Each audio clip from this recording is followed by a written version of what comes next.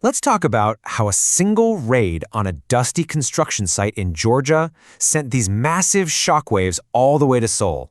It put a staggering amount of international investment on ice. We're going to unpack how one single event could have such huge consequences. And this is the number that's at stake, $101 billion. That's the total value of South Korean manufacturing projects in the U.S. that are now in jeopardy. So, the big question is, right? How on earth did one law enforcement raid create a multi-billion-dollar international incident? Well, to figure that out, we've got to go back to the moment it all kicked off. All right, let's start at ground zero. We're talking about September 4th at this massive new electric vehicle battery plant being built near Savannah, Georgia.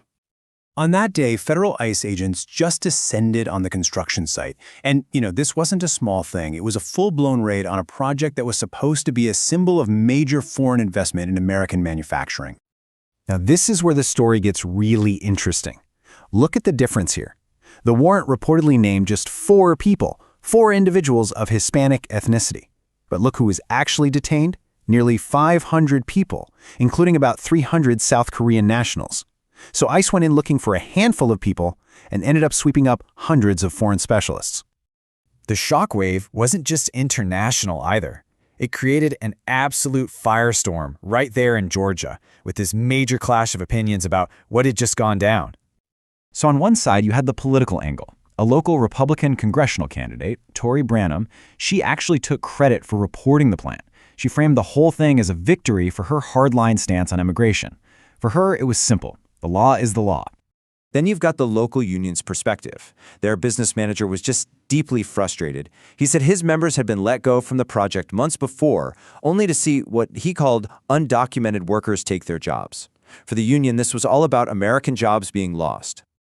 But here's the really crucial counterpoint. An immigration attorney who was representing some of the workers clarified that the Koreans who were detained, they weren't just general laborers. No, they were highly specialized engineers and installers, brought in on short-term visas to set up incredibly complex machinery, a process, by the way, that takes years of training. In this local conflict, it was a perfect mirror of a much, much bigger division happening at the national level. It really exposed a fundamental contradiction in the administration's own policies. And this really gets to the heart of the problem. You had the administration pushing 2 core goals that were basically at war with each other. On one hand, aggressive immigration enforcement, and on the other, attracting foreign investment to rebuild American manufacturing.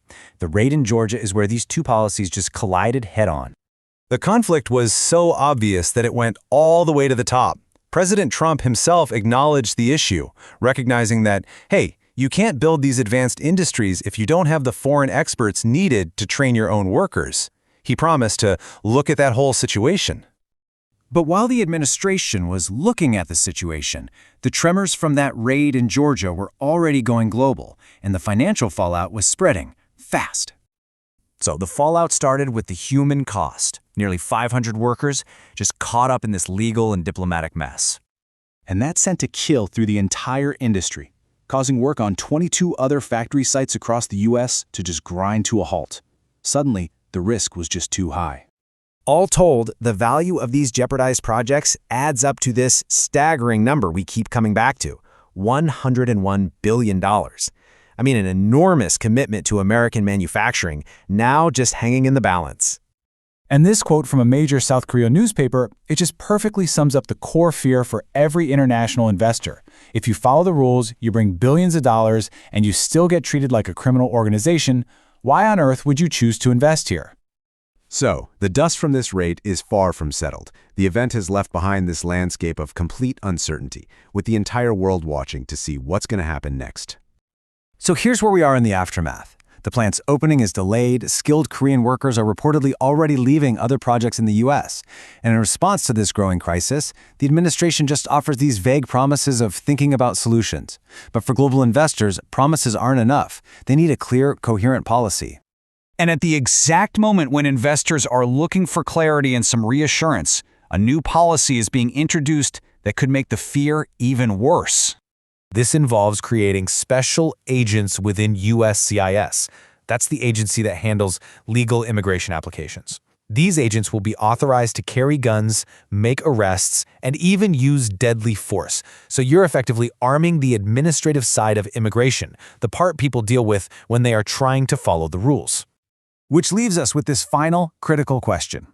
In a world where specialized foreign talent is absolutely essential for growth, does a policy of arming agents inside the legal immigration process send a signal of welcome or a signal of warning? And will that signal ultimately encourage or discourage the next $101 billion investment in America?